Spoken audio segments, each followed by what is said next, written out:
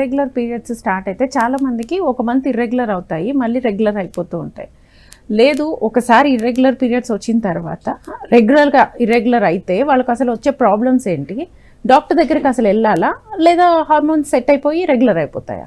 యూజువల్గా ఒకసారి irregular period అదే చెప్పాను కదండి, ఒకవేళ ఏమైనా థైరాయిడ్ ప్రాబ్లం వల్ల ఉండి పీరియడ్స్ కానీ ఇర్రెగ్యులర్ అయ్యా అంటే థైరాయిడ్ సప్లిమెంటేషన్ చేసిన తర్వాత పీరియడ్స్ అనేది రెగ్యులరైజ్ అవుతాయి. కొన్ని ఉంటాయి, ఇప్పుడు యాంటీసైకోటిక్స్ కానీ యాంటీ డిప్రెసెంట్స్ వేసుకున్న వాళ్ళకి, లేదా క్లాట్ ఫార్మేషన్ కాకుండా అంటే కార్డియక్ ప్రాబ్లమ్స్లో మనం ఆ డ్రగ్స్ని కానీ మనం వాటిని స్టాప్ చేయలేము.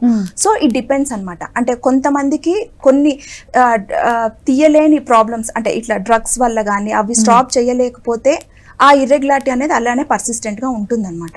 సో ఎప్పుడు కలవాలి అంటే మోర్ ఫ్రీక్వెంట్ గా పీరియడ్స్ వస్తే